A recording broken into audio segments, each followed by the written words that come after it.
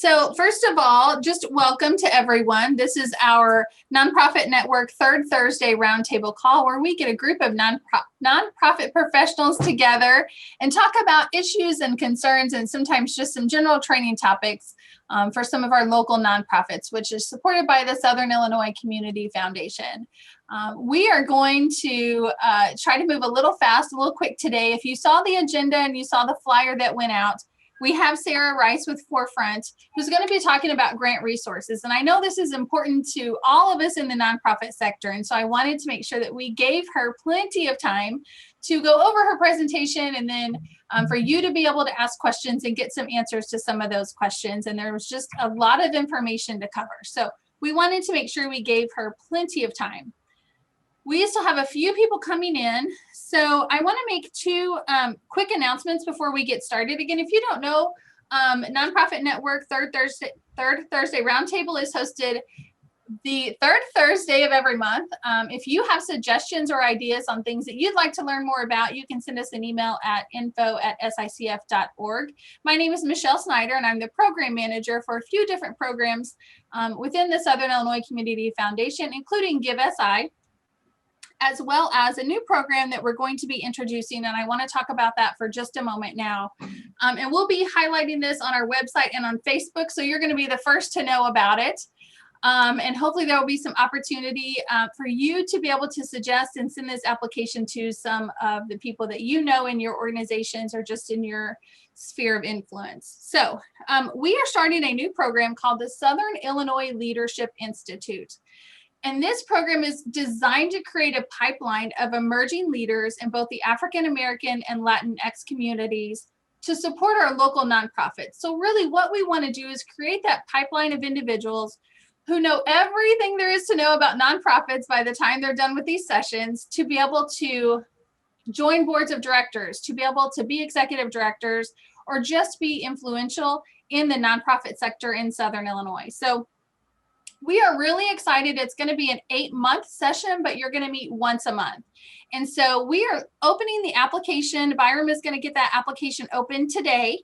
And so you'll be able to get that application both on our website and on our Facebook page. So the idea is that we really want to make sure that we have a group of emerging leaders who can support our nonprofit organizations. So if you know someone who might be a great person to apply to that program, again, it is an 8-month program. We do meet 6 hours, one Saturday a month. It's always the fourth Saturday of the month.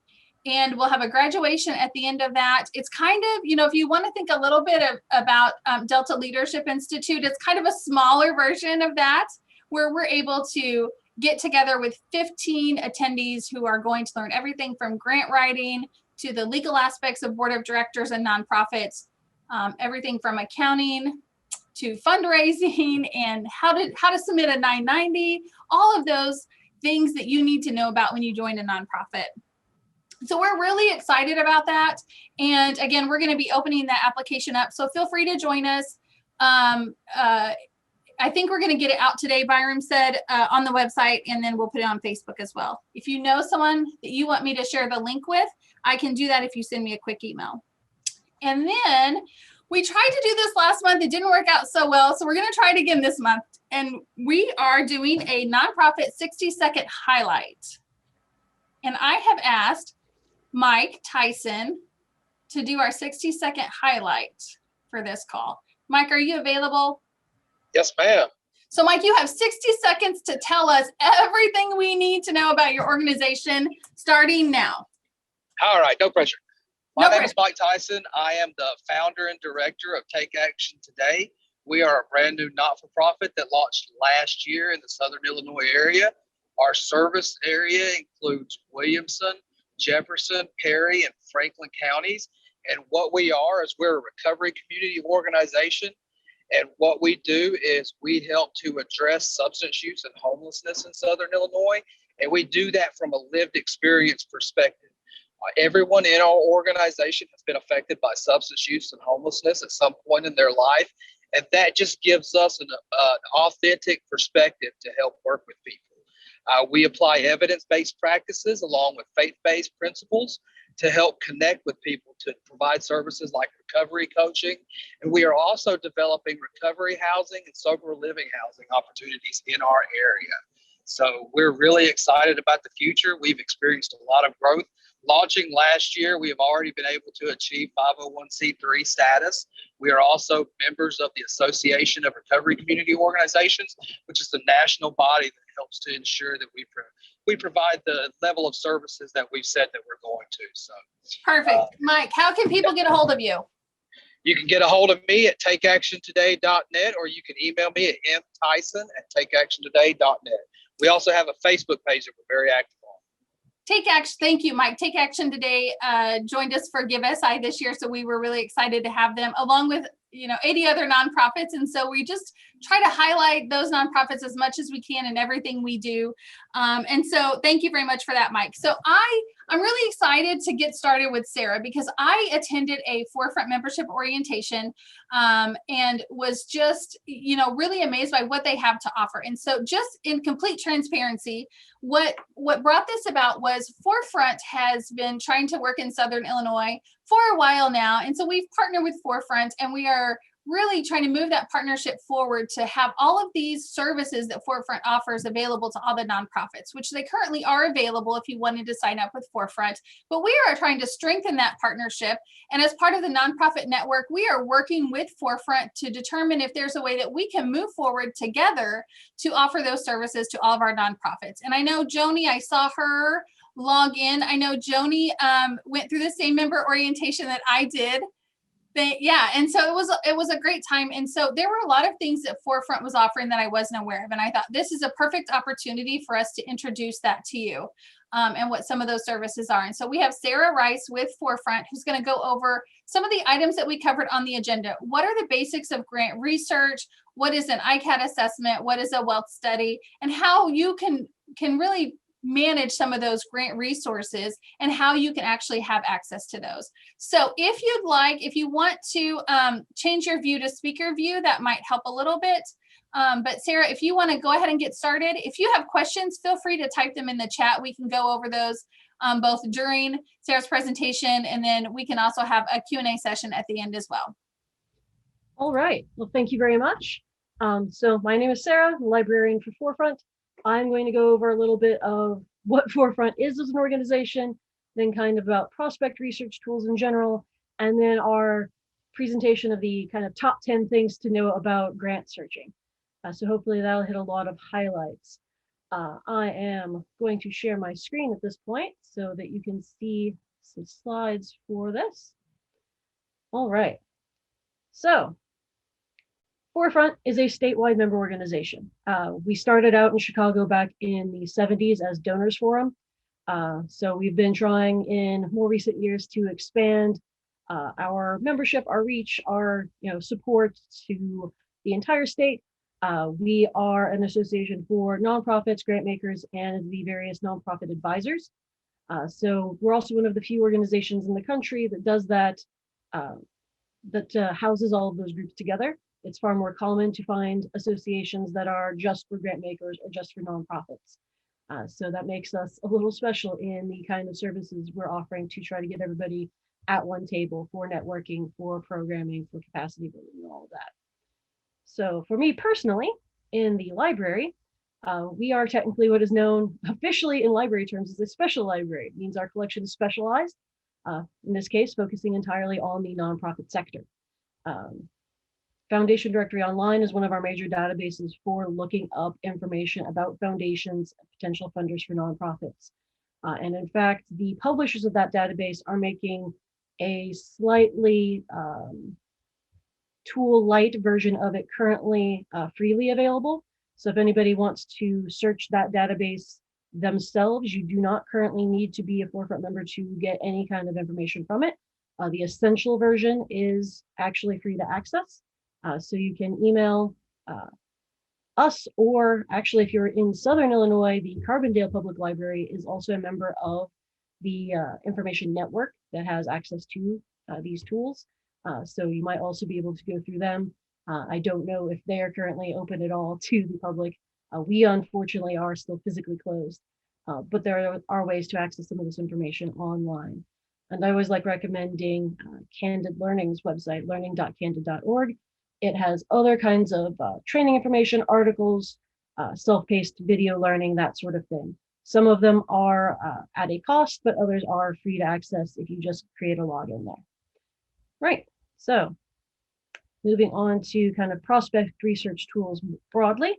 So the ones that we use in our work for members, I'm going to start at the bottom of the list and work the way up because it kind of goes specific to broad. Our EBSCO databases are our online newspaper and journal databases. They're ones that can have research articles. They're ones that can have Crane's business newspaper sorts of articles, Chronicle philanthropy articles, that sort of thing. That can be helpful in prospect research if you're wanting to find, a company profile on a business, or if you're looking for kind of news announcements about charitable giving, announcements about individuals who may have given gifts of a size that are of note, and that sort of thing. NOSA is an odd little database that tracks just charitable gifts. So it looks for reports of gifts online, gives no contact information, but it tells the name of the donor, the name of the recipient, and kind of a little bit subject-wise of what the gift was about.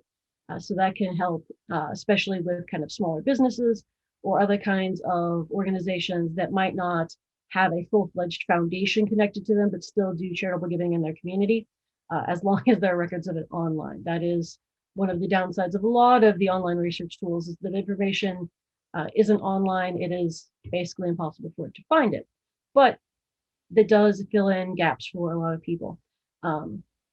All of these databases through Forefront are available to our members. I will also talk in a moment about other libraries that may be closer to you that may be able to help you as well if you are not a Forefront member. So just keep that in mind as well. GuideStar is a lovely website that has at least small profiles on every organization out there that files a 990. They can be kind of auto-generated, so if you have never looked up and claimed your profile and expanded it, it is just going to be the information that is pulled from the publicly available 990. So it might just be an organization's name and any kind of data that is pulled from that particular document.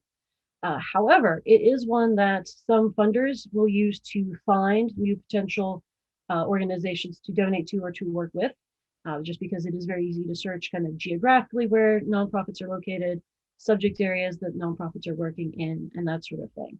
So if you have never visited that site, you can create free logins on it. There is no cost for claiming and updating profiles, so I highly recommend doing that just to give your organization a little more kind of visibility in that space, because it is very helpful for other people to be able to find you. It is also very helpful if you're looking for organizations who do similar work to you, if you're looking for kind of partnerships, collaborations, that sort of thing. It can be very helpful to kind of find that sort of information. The last two, Catholic Funding Guide and Foundation Directory Online, do something very similar, just a difference in kind of the scope. They both have profiles of foundations primarily. Catholic Funding Guide is focused specifically on organizations who have given to, as you might assume from the name, Catholic programs or nonprofits.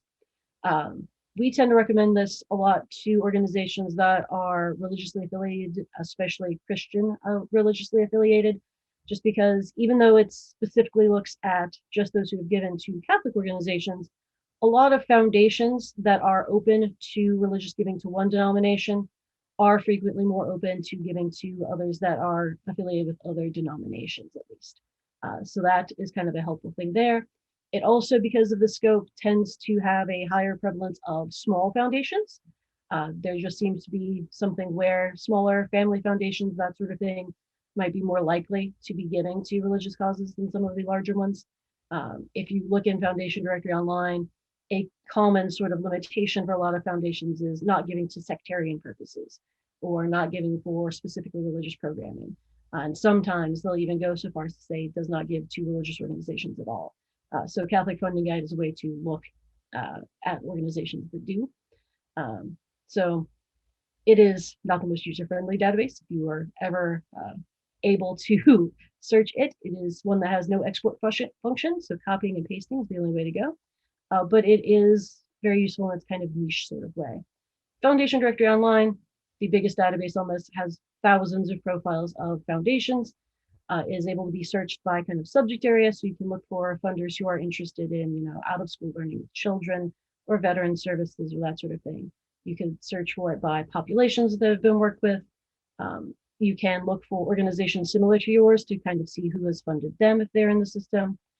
So there are kind of a lot of ways to look at that information to do that. It's usually, it builds its information by having indexed a lot of past grants so that it is building kind of the whole past giving is a great predictor of future giving. So you can search for foundations who have given to the sort of subject your nonprofit is working in to see if they would be interested in partnering with you perhaps in the future. Also has information on how foundations want to be contacted, their application process, and so on. All right, so if you are not a Forefront member and you're not going to, and it is not a proposition that interests you, there are other libraries that have access to some of these tools. Public libraries, I highly recommend public libraries to everyone for just general life reasons. But specifically, they can frequently be information network partners with Candid, the people who publish Foundation Directory Online. Like I said, I know Carbondale Public is, and there are a few others across the state that are. So there are some access to Foundation Directory Online and other Candid resources through some of those libraries. They, of course, always have business and newspaper sorts of databases. So if you're wanting that kind of news information, newspaper articles, journals, that sort of thing, there's going to be some access there. They frequently have directories and public records. Basically, every public library I've ever been in has a genealogy program. They might have a club for it. And so there are generally going to be at least one or two databases they have access to where you can look up individuals more easily. Emergent Intellect, I know, is one where you can often look up people by kind of subject areas that they're associated with, which is frequently very useful for nonprofits. And of course, if you have a library card, you generally have remote access to a lot of resources from the public library. Similarly, academic libraries can also be part of the information network. If you're around Springfield, the University of Illinois at Springfield Library, Brookings Library is a partner through that network. So they have access to Foundation Directory Online and those resources. And of course, academic libraries specialize in research. So they're going to have that kind of scholastic information that is available as well. If you're an alum, check with the institution you attended. Most colleges and universities have some kind of alumni benefits as far as the library is concerned. When I worked at Triton College, alums had basically the exact same access to the library that current students had, except they could check out fewer books. That was really the only major difference. So if you're an alum and you still live anywhere near the institution you attended, check to see what their access is. If you live near a public university or community college, check for their community borrower privileges. Most of those organizations will also have some kind of privileges for people who live in their service area to be able to utilize their libraries as well. So those are kind of ways to access a lot of information. All right, now we'll move in to the kind of top 10 sort of list on this on things about funding specifically. So I'll probably touch very lightly on types of foundations. I expect most people in this call are familiar with that sort of thing already, but we'll talk about motivations, proving the organization's credibility, research, and planning kind of approaches. This is also just called the 10 most important things to know about finding grants. Some of them will be kind of tips. Some of theirs are going to kind of demystify occasional misconceptions. Sarah, before you jump into that, I just have a quick question. Maybe you can answer. So, we have a lot of nonprofits who probably are just doing kind of the grant research where you jump on the internet and try to find anything that might be somewhat closely related to what you're doing or what impact you want to have. But how does that differ from what Forefront offers? So what is the process if we were to become members of Forefront? What would that process look? How would it look differently than just jumping online or trying to go to the local library and figure out what you might qualify for? Okay. Well, so from the library's point of view on things, the biggest difference is that we will do a lot of the research for you. Sorry, can you say that again? One more time. Remote research assistance. Forefront librarians will do research for you if you are a member. Members can email research requests to us, and one member of the library team, myself and Zoe, will do research and send you results. So that is the biggest difference there between trying to do it yourself, is that if you're a member, you can email us and ask us to do it for you, more or less. So I can just email you and say, Sarah, I want to know anybody who has funded projects relating to animals, or I want to look at any projects or any grants that have been given based upon veterans, or any kind of general topic or any kind of impact topic that I'm interested in or that my nonprofit is looking at. I can just ask you, hey, who's funding this? Can you tell me when they funded it, what they funded, how much they funded, where they funded? And I can get all that information just by sending you an email. Yes. We might ask for specific details because sometimes searches are too broad for us to send a kind of comprehensive list. Like if you did just ask who's funded projects related to animals, we would have a few follow-up questions about where and when, what size, sorts of things you were looking for. But yes, email requests are frequently, we do this sort of work, who has funded that sort of work. So yes, that is one of the kind of 3 most common research questions types that we get. Thank you, Sarah. All right, so jumping into our top 10 list here. You can't survive on grants alone. Probably everyone here is aware of that, but there are people who think that all you need to do is get a few big grants to support your nonprofit, and it is important that that is not going to really be a sustainable sort of course of action. And part of that is because when you look at the largest source of private contributions to nonprofits, foundations, individuals and the like, the largest source is individuals. It is not kind of foundation giving. It's the 2019 Giving USA chart right there. You'll note private contributions, so not government, not earned income by a nonprofit, but private contributions. Individuals will make up well over 2/3 of the funds that are received by nonprofits. So that is kind of how that breaks down a lot of the time. Now, there are kind of a couple of reasons for why this happens and why it is definitely something to keep in mind. First, there are just far more people in the world than there are foundations and corporations put together. I like mentioning that if you were going to go out and try to raise money in possibly the least efficient way possible and just ask folks on the street, you could probably get $20 from 1,000 people before you would be able to get $20,000 as a grant from a foundation, just because of playing the numbers. Now, another good reason to have individuals as part of the funding mix is that they tend to be more loyal over time. Individuals can start by giving small gifts to your organization, and with kind of donor cultivation and stewardship, those can often grow, perhaps even including bequests through things and planned giving. Individuals are often easier to approach since there's not an application process for asking individuals for donations like there are for foundations. It's frequently kind of a more personal appeal, which feels easier for a lot of folks. And that loyalty over time also should be kind of reiterated. There are foundations that only let you apply, once a year or once every couple of years for opportunities with them, so that they're trying to kind of spread out their support to a lot of different nonprofits, whereas individuals are far more likely to feel a connection to an individual organization and just stick with it over time if they continue donating.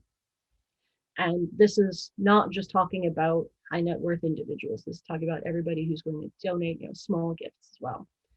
Now, foundation giving can still be one component of the overall grant seeking strategy, just not, just don't be dependent on it alone.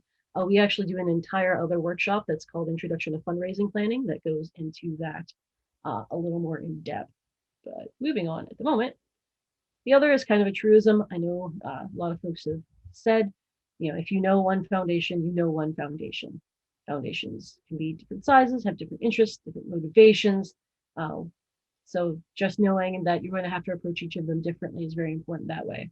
I like comparing it to job hunting, where if you're kind of writing cover letters for things, you need to tailor that to the organization you're actually addressing, because it's going to have a different kind of appeal for different organizations.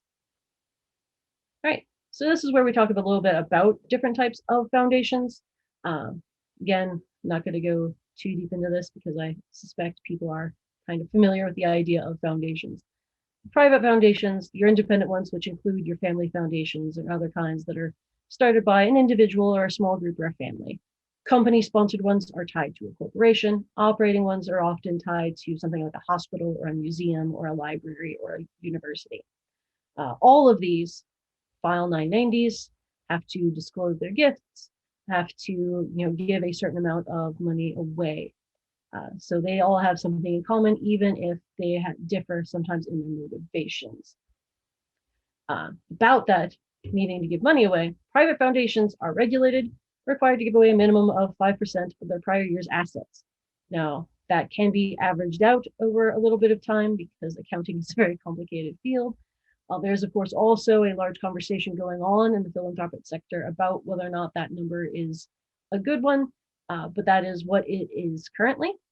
So because of those sorts of requirements, foundations have to annually report to the IRS who they've given grants to, how much, by submitting that 990-PF.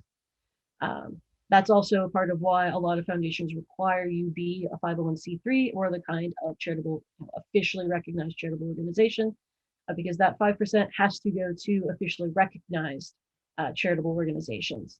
So that makes it just easier on them for their accounting.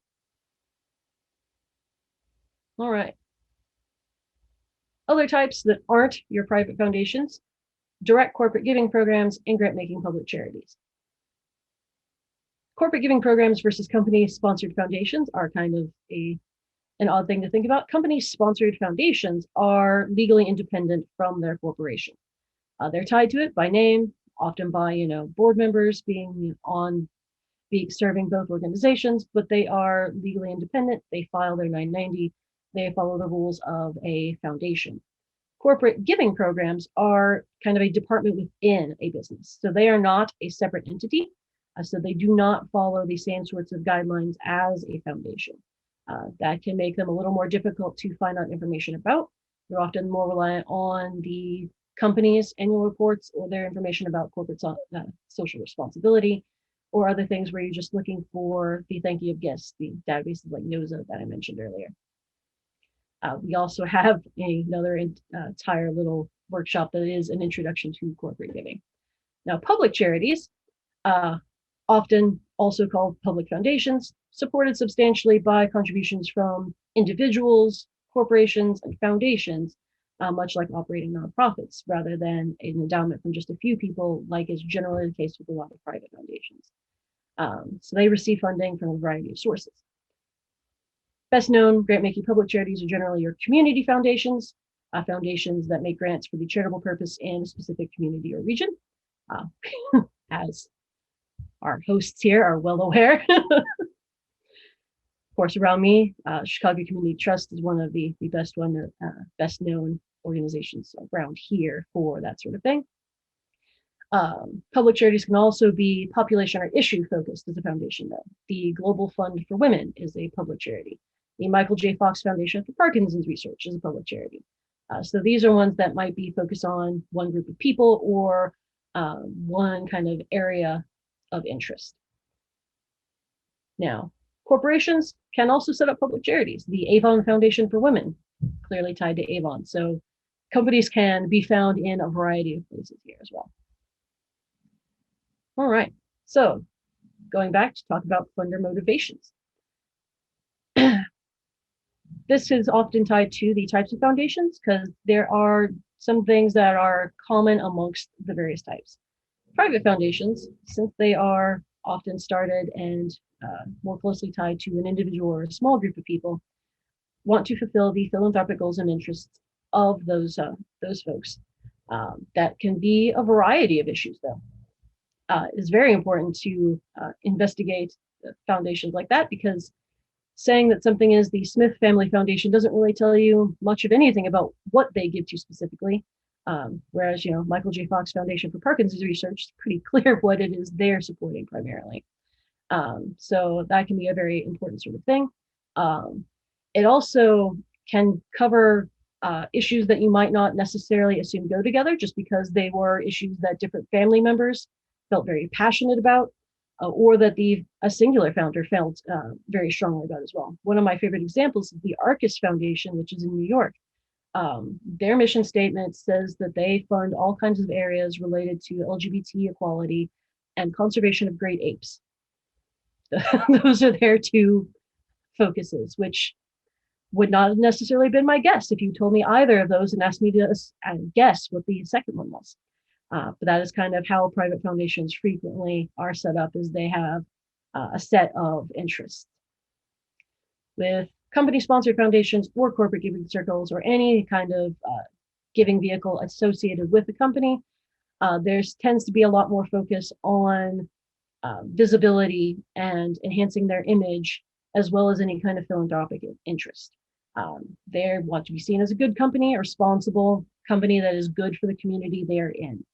So they're possibly more likely to talk about branding or want to set up kind of an information table if they're helping you do kind of some sort of event.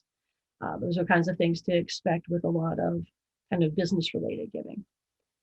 Public charities are going to be very visible in the communities they're serving and generally have a very wide focus of issues if they are geographically based, like a community foundation, or have a very wide geographic focus if they have a very specific issue focus. You know, the Global Women's Fund is interested in women's issues all over the world. The Fox Foundation for Parkinson's Research, again, is interested in things at least nationally in one specific area. Whereas, the Galesburg Community Foundation is interested in all kinds of things that support the area around Galesburg. So those are kind of the broad things to think about when trying to decide what a foundation's kind of motivations may be and how you can kind of tie those to what your organization is doing and why a relationship is a great thing. All right. Closely tied to that is the one on these that I always think is kind of worded the most harshly. Grant writing isn't about the need of your organization. It is a very competitive process. And when approaching funders for support, you need to prove to them that you're a credible nonprofit with the capacity to carry out a well-planned idea, and that it is not just about the need of your organization, but the people you're serving, the impact it will make. How is what you're asking for going to change lives? For example, if you're asking for money to renovate a building or hire new staff, what difference is that going to make? How is it going to help you achieve or advance your mission? So instead of, focusing on being understaffed or overworked, talking about just how many more children you can help with hiring new teachers, how many more people you can house if you are able to renovate and expand your building. Just talking, tying the need into your mission, your community, how it is going to help others, which should be closely tied to the foundation's kind of mission and what it is they're wanting to advance and aid. Right, so I mentioned credibility. This can often be a bit of a sticking point, especially for newer nonprofits. Of course, the most basic part of it is proving that you are officially a charitable organization, having all of the paperwork filed. Because again, a lot of foundations do make that a stopping point. If you do not, or if you are brand new and are having some trouble, exploring fiscal sponsorship is often a kind of good avenue to investigate as well. But things that you can kind of lean on that aren't about being, having a huge track record. What is your mission? What is your kind of passion with that? How is it compatible? Just making sure that you have kind of proven that you have done the research, that you do know what is important to the foundation as well and how it kind of ties together. Strong leadership. Even if you don't have a huge track record, a long time that your organization's been around to draw on, you probably have people who have some kind of credentials behind them. Your board members or your staff, have they been associated with projects in the past? What are their kinds of qualities that could come into this? How can you kind of tie them into your narrative about why your organization is going to be productive and strong, even if you are still just starting out? There are plenty of kind of videos and whatnot out there talking about storytelling for your organization and the importance of that with a lot of things. That even can come into the narrative portion of grant proposals. You again proving talking about your programs, the need in your community, all of that you are filling kind of a necessary space. strong organizational and financial infrastructure is frequently more paperwork to talk about that sort of information. And that is also one where there has been an ongoing conversation, especially with the events of the past year, about simplifying or kind of, breaking that down further for organizations to make it less of a burden.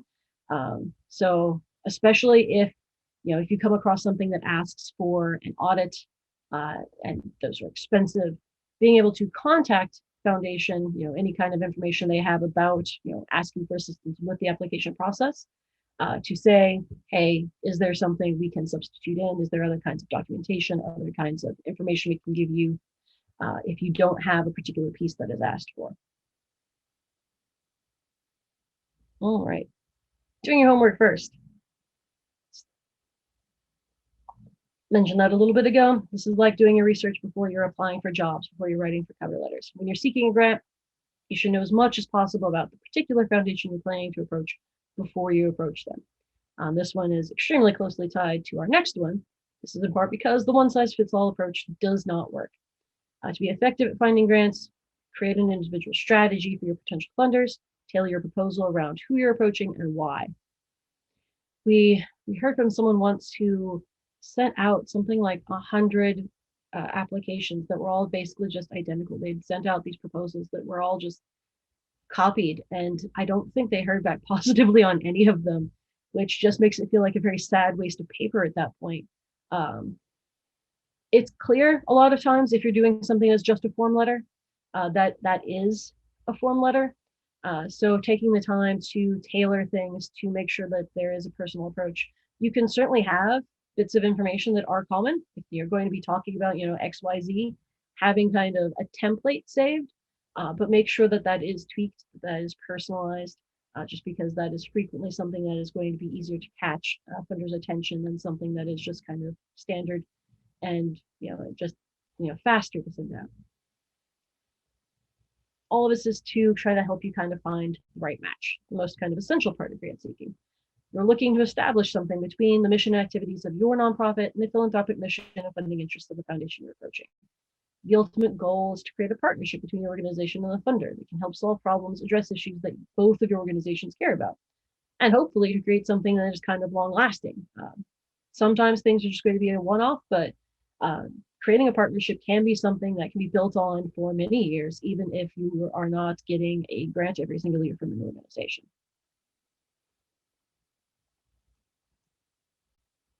All right. One of the other kind of minor points, make sure you're asking for the right sort of amount. Looking at, has the grant maker funded organizations like yours, and how much money you should ask for is kind of an important piece of this. You can get a better idea of a funder's potential interest if you can determine if they've given an organization similar to yours, and looking at kind of past grants they've given to see what kind of size is common. If you end up ever getting information from us from Foundation Directory Online, that's one of the little maps that's on profiles, is kind of the average size of grants given by an organization. All right, and one of the things that is true and kind of presents a bit of a barrier for a lot of folks, you do not have to know someone to get a grant, but it can help get your foot in the door. Having these connections, if you're a board member or a donor of yours, know someone at a foundation. Having organizational partners on some other kind of footing that you've met before. LinkedIn profiles. If you are following each other on social media, that can be one way to start to build a little bit of a connection, as if you are following back on social media with organizations, because at that point you can then tag them in articles that you think are of interest, or share information about events of yours that they might like to attend, and kind of build up some kind of meeting, some kind of relationship before you're actually talking to them about any kind of funding. It can frequently be hard to get a face-to-face meeting with a funder before you apply for something, especially now. So it helps to use any kind of contacts that you have to get a meeting or to make introductions in any way. This can get you some good information about how to put in your proposal. And you want to make sure you're the one building the relationship. So you want these to be introductions. You don't want to just be relying on a current donor to hold the whole relationship. because it should be someone on staff, somebody connected with the organization, so that if for some reason that donor moves, stops donating, you don't lose the entire relationship as well. This is also can be tied into some of the conversations about equity and being able to try to build networks that aren't just built upon knowing someone immediately in your circle of people. But that is frequently one that's had more on the kind of foundation side of things. All right, and last part of our top 10, proposal, frequently not the first thing a foundation wants. A lot of times the funder will want a letter of interest or an LOI as their initial approach. They can be a short 2-page maybe version of a proposal, kind of a summary of it, executive summary of your kind of whole thing. In making an initial approach, the key is to already know what your proposal will be before you submit anything or before you even pick up the phone. Because the goal here is to gauge their interest in what you're eventually going to be asking and see if they would like you to submit a proposal. So with that in mind, if you have the bulk of it already written, when you get that green light, you can then easily kind of tailor it more for their specific requirements. You generally want to try in kind of a personalized way.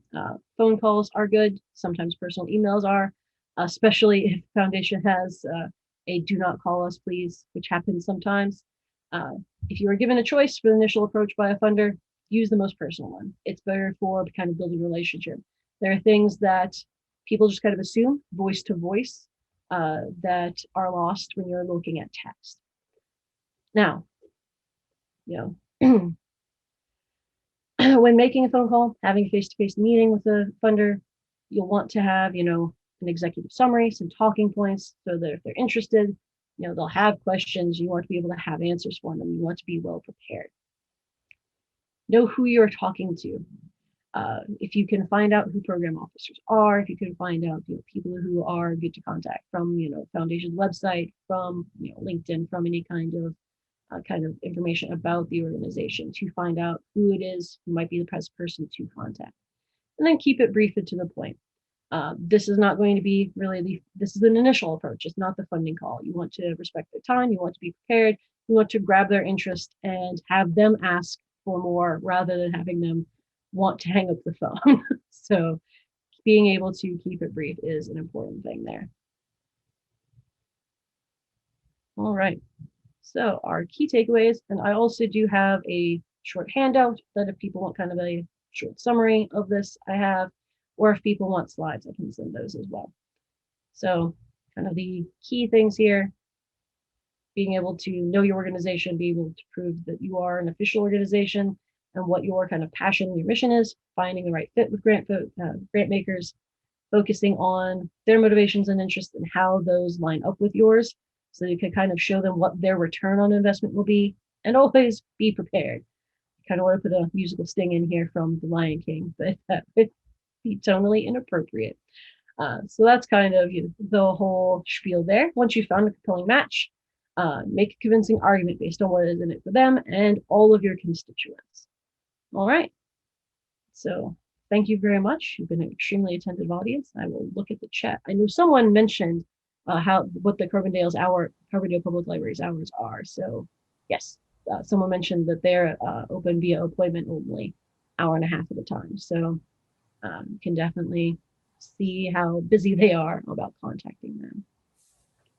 So, Yep. Sarah, I have a quick question. When you discussed that 68% of funding comes from individuals, can you tell us what a wealth study is and how that might be beneficial if we know that that large percentage of funding is coming directly from individuals?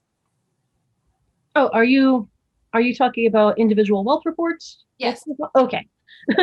Sorry, I'm involved with the transfer of wealth study. I was getting the two things very confused.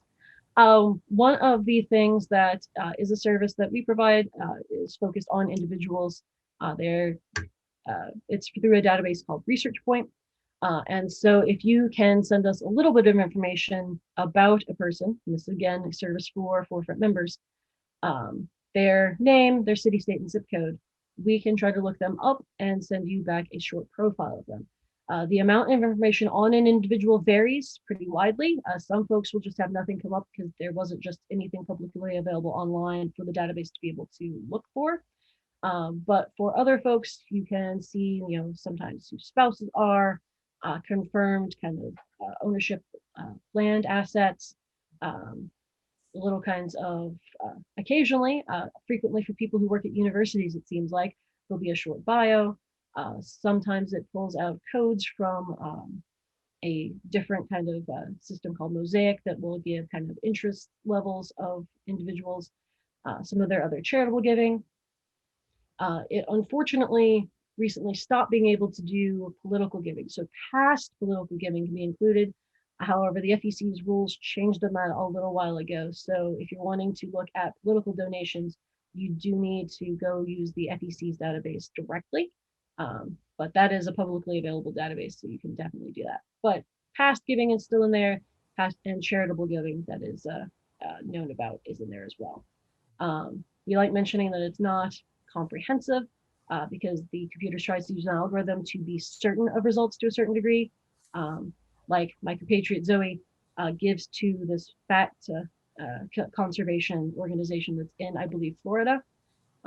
And so her gifts to there would probably not show up if we searched her because she doesn't live there. She doesn't visit there.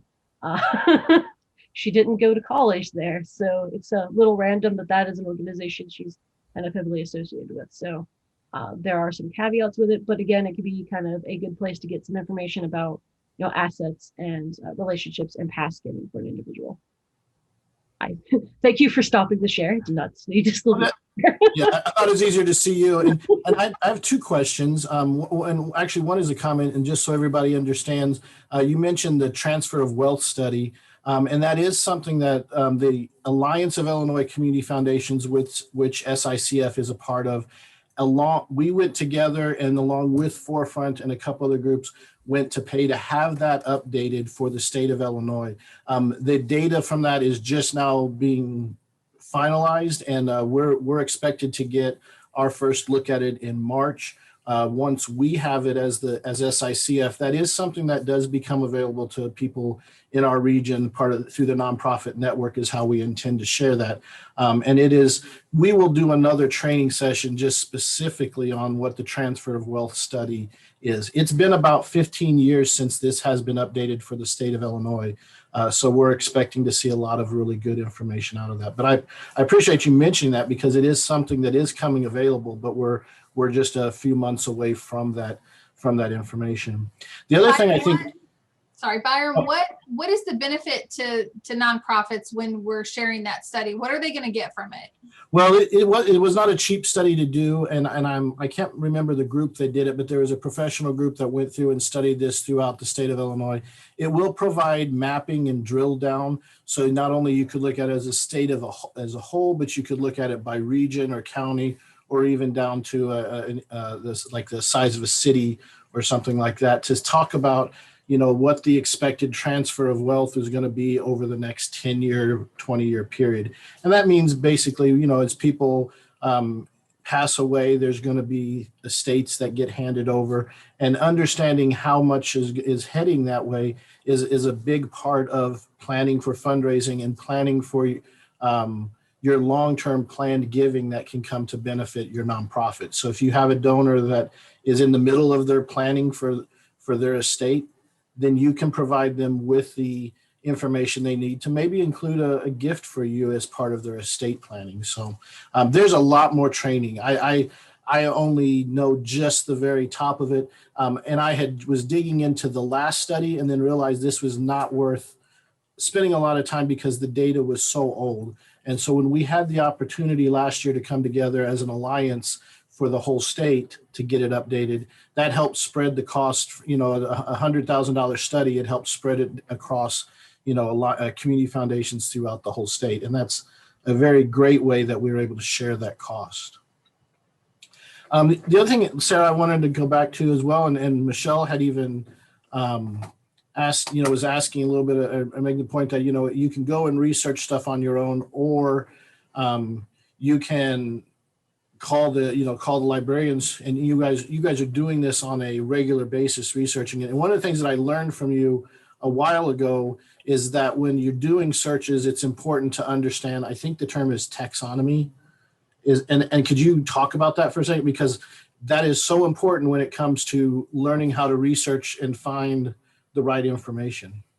Yeah, so that is often important if you're searching kind of specific databases. If you're looking at Foundation Directory Online or any kind of, often newspaper journal database, any kind of scholarly database, because a lot of those have specific sets of terms they use. And so if you type into them like you would type into Google, they'll frequently try to translate what you say into their words. So it can often have pretty mixed results if you're not familiar with the kinds of terms that they are already using. Now for Foundation Directory Online, they actually have a website that lists all of their specific terms. So if you're ever using the essential version of that one, or working with us about a search, you can actually go to taxonomy.candid.org and actually look at what all of their official terms are in their database. But that is often something that's very useful to know. And honestly, if you're also just searching Google, there are often operators you can use there to kind of narrow things down so that you're not getting useless results sometimes. So common one is to put a minus sign in front of a website that you don't want to pop up. Like if you're looking for images and you don't want things from Pinterest because you'd like it to have an original source or be more likely to, putting minus Pinterest in your search along with, wedding or whatever you're searching will make sure that you don't have any of those results, even using something as simple as Google. So it can really be a useful tool on the just researching side of things. Real quick, Michelle mentioned this near the beginning, and I didn't really fold it in at any point here. ICAT organizational assessments. That is one of the benefits of Forefront membership as well. The ICAT is something where you can, you and several people from your organization, we generally recommend a few. If you are an organization that has multiple people involved, we generally say somebody from each kind of area, so like staff, senior management, board, if you have all kinds of different areas, to have at least kind of one person from each or a small group of people take the assessment, where you're kind of talking about where you think your organization is in a variety of areas, fundraising, community involvement, all of these sorts of things. And it will then kind of give you results showing whether or not people all kind of feel they're on the same page, where areas of opportunity are, where your strengths are, where things that you might want to look into. It's one where you can take it if you're a Forefront member on a yearly basis. You can also kind of use it for organizational benchmarking. You want to see how you changed or improved in an area. It is not a grade. It is not telling you, you failed at something. It's just kind of looking at, is everybody together? Is everybody going to, have the kind of same view? Does everybody really understand the mission? Are there things we need to be clear about communicating amongst ourselves? Where, what are our strengths? What are our opportunities and that sort of thing? We have just a few minutes for questions. If anybody has a specific question on how to research grants, I will say this, please let us know if you think it would be of benefit to nonprofit organizations in Southern Illinois to have access or membership to Forefront as part of the nonprofit network. So if you think it would be beneficial to your organization to be able to email Sarah or Zoe and say, I need to know all the organizations who are funding this particular project or projects that have this particular impact in Illinois, and who have they funded in the past? How much have they funded in the past? What areas are they funding, both impact-wise and geographically? All of that information, the ICAT assessment, which of course is an assessment tool for your nonprofit, for your organization, to be able to see what your strengths and weaknesses are and where you can go, especially if you're in the process of strategic planning or you're looking at the next 3 to 5 years. You really want to know what kind of things you're doing really well on and what kind of things you could improve on, particularly if you're presenting that information as an executive director to your board of directors. And then of course, when we talked about 68% of individuals, that number kind of surprised me. And so there may be an opportunity for us to understand or to get to know what that looks like and who are those funders that are really inside or outside of our area who are funding some of these projects that have high impact. And so if you think it's something that would be of benefit, let us know. We're really trying to determine how we can move forward, what kind of partnership we can have with Forefront. And I know the benefit, just since I've been here, is being able to just use the resources that Sarah and Zoe have, and to be able to say, we have a nonprofit. And I just did this the other day. I had someone call, they wanted to know about environmental justice. And so, having that information at our fingertips to be able to say there are, and this isn't just a report of one or two. I mean, the report I saw, there were at least 35 funders. And it gave me everything I needed to know, who the key players are, who their board members are. Of course, you can look at 990s to get a lot of that information as well. So like I said, we have a time for a few quick questions. And then as promised, I just want to announce a grant that we became, we aren't actually participating in. We're not the subcontractor or anything of that nature. We just were made aware of it. So we'll open it up for a few quick questions.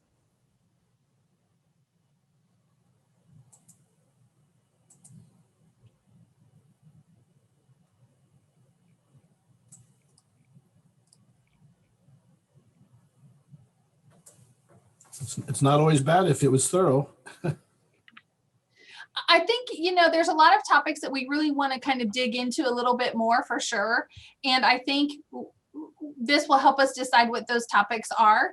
And so just being able to hear from everybody on what they want to see in the future and what benefits they might see from Forefront would be helpful for us. We're very excited about the work we've done with Forefront, and it's always been very beneficial. And so we can see the value in that. And we just want to make sure that we're presenting that to our nonprofits as well. If we don't have any other questions, I am going to talk about the opportunity that came across my desk just a little bit ago.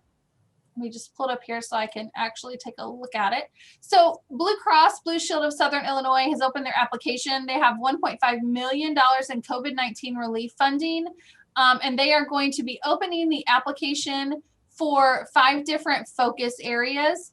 And they did this a little while ago. They did a huge award of $20,000, and I think it's going to be the exact same award.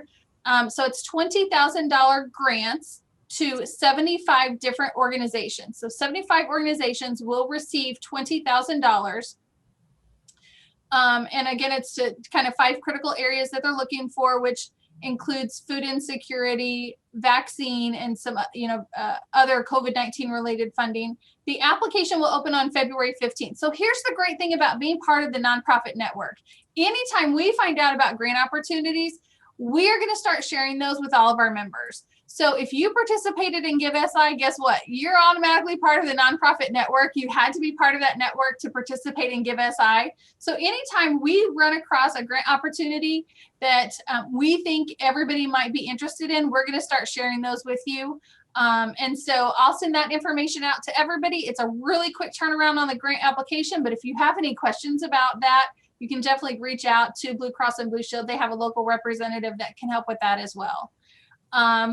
Michelle, I did post the link in the chat box when anyone wanted to see it right now, that has those 5 focus areas and the website link, but I think we can do it through a quick email at the end just to give everybody. And of course, we have a lot of people on here that focus on care, hunger, shelter, and behavioral health. So, I mean, there's a lot of organizations here that can benefit from that. And if they're, trying to be one of those 20 out of one of those people to get up to $20,000, we'll provide whatever assistance we need to provide to help people with those grant applications. And again, just one last thing, the Southern Illinois Leader Institute application, Byram, we'll get that posted probably today. Again, that creates a pipeline for our local nonprofits. So we'll be selecting 15 people for the first cohort. And those people don't necessarily have to be in the nonprofit sector. We're really looking for those emerging leaders that we can train to become executive directors or be on a nonprofit board of directors, particularly to increase the diversity initiatives that Southern Illinois needs to focus on, with making sure our boards look a lot like our communities that they're serving. So in the end of it, we'll have a group of 15 people that if you need to look at increasing the diversity on your board of directors or within your nonprofit organization, you'll be able to say, hey, Michelle, hey, Byram, I'm really looking for this. someone who has experience in, whatever initiative you're looking for, whatever you think is lacking on your board of directors. And we'll be able to have those people that really can step into those roles. They'll be trained in a lot of the things, the little things about your organization you'll need to train them on, but they will have a very high level of training on what nonprofits are, what board of directors are, how to run meetings. I mean, everything that they'll need to know to step into that role in our local nonprofits with the goal of increasing the diversity in our boards. So that application will be opening as well. So you'll see more information about that. So as we wrap up, Sarah, thank you so much. We really appreciate everything that Forefront is doing to help our nonprofits in Southern Illinois. It is much appreciated, and I hope we can continue forward with a partnership that allows us to work together to support these amazing nonprofits in Southern Illinois. If you need anything, you can always reach out to Byram and I. You can send us an email, info@sicf.org. Or you can expect to hear a few more things from us on different things, different initiatives we have coming up. Again, check out our website and our Facebook page. Thank you so much. Have a great day, everyone. Thank you. It was great being here. Sarah, thank you so much.